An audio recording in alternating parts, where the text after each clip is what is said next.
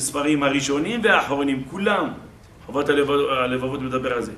אין רשות לשום בריאה בעולם, בין איש, בין חיה, אפילו לא יתוש, לצער מישהו אם השם יתברך לא גזר עליו.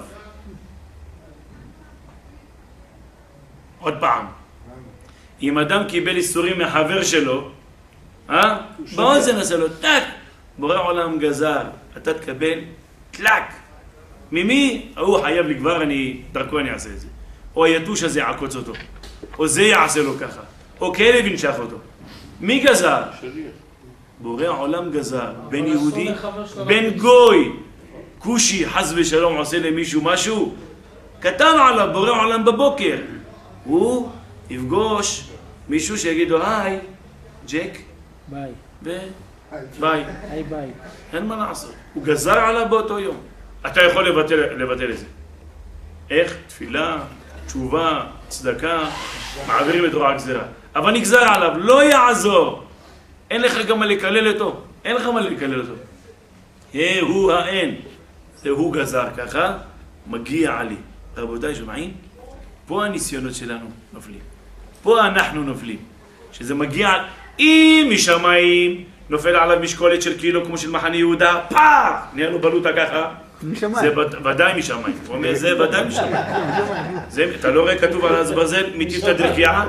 דרישת שלום חמה מטיב את הדרקיעה, ובטח שקל לקבל את זה באהבה. זה נפל עליו ככה. או אפילו ציפור עשתה עליו. זה גם משמיים. כי היא בשמיים, היא לא בארץ. יש מזל שאין להם כנפיים לפרות. אבל אם חלום הוא נוסע באוטו החדש, כן? וחבר שלו נצמד לו ככה בשכונה, מה הוא אומר? קנאה. זה משמיים? זה הקנאה שלו, זה הוא. אני אטפל בו. אני אראה לו מה זה. לכן התורה אומרת לא תיקום ולא תנטור.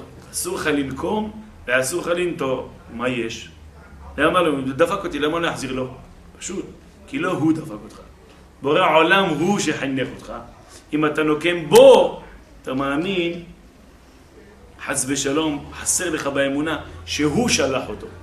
ברגע שאתה מתנקם בו, אתה מראה שזה הוא השם.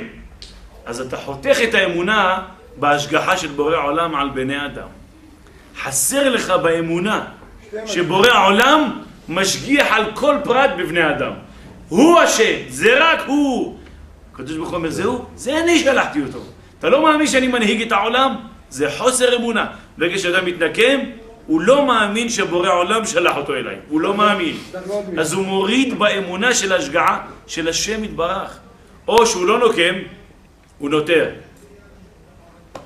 אחי, אל תדאג. פגש אחי עוד 20 שנה, אל תדאג. אצלי זה רשום, אני לא שוכח אני. אל תדאג. אז בורא עולם אומר, ריבון העולמים, אני שלחתי. אני אמרתי לו לעשות לך את זה. למה אתה נותר לו? זה לטובתך עשית. ורק לטובתך. הכל לטובתך. זה מה שכתב דוד המלך. מה לי ולכם בני צרויה? השם אמר לו כלל, מה אתה רוצה ממנו? מה אתה רוצה? להוריד לו את הראש, מורד במלכות, יש לו את ההלכה ביד, מורד במלכות חייב. אז הוא יכול להרוג את שמעי בן גרה? יכול לפי ההלכה. הוא קילל אותי, תעזוב, בורא העולם גזר עליי שאני אקבל כללות. למה? על מה שאני עשיתי. מגיע לי, הנני מקים עליך רעה מביתך. גזר עליי רעה מביתי, תודה רבה, מגיע לי. 6 חודשים של צרה עצב על דוד, כללות, גידופים, רדיפות. הוא לא האשים את אף אחד. לא האשים את אף אחד. גם אחיתופל, מה הוא אמר? אל נא סכל את עצת אחיתופל. בנו של עולם, אתה תסכל את העצה שלו. אתה תתנו את שהעצה לא תלך. אבשלום, איזה בן זה? לאט לי לנער לאבשלום. למה הוא אומר לו, יב תשמור לי על הבן שלי? הוא רודף לו להרוג אותך, דוד. שם שלח, כי הוא גזר עליי, הנני מקים עליך רעה מביתך. למה? חשבונות. כתוב בגמרא, כתוב בנביא למה. ידע דוד המלך, ידע.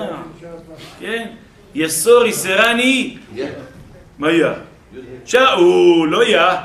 שאול, אחיתופל, דואג, למה היה? שלום. אתה. יסור יסרני יא, ולמוות לא נתנני. אחרי זה פיתחו לי, אחרי זה עוד יחק יעניתני ותהילי לשמוע. אתה ריבונו שלום, אני יודע, הכל סללת בשבילי. זה דוד ראה ככה בעיניים שלו. משפט לאלוהים הוא, נכון, הקדוש ברוך הוא נתן דיינים שישפטו את הרשעים שעברו על דין תורה. זה הנקודה. אדם שהיכה את חברו, הוא משלם קנס, הוא לא משנה מה זה שהיכה את חברו, הוא משלם לו קנס.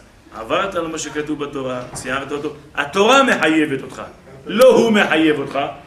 והראיה, שאדם שקיבל אגרוף, כמה אתה רוצה על זה? $1,000,000. אתה לא מקבל $1,000,000. כמו שומר קישואים, הגמרא אומרת. מה שומר קישואים? הוא לא, חביבי, זה לא אתה מחליט פה. זה התורה מחליטה.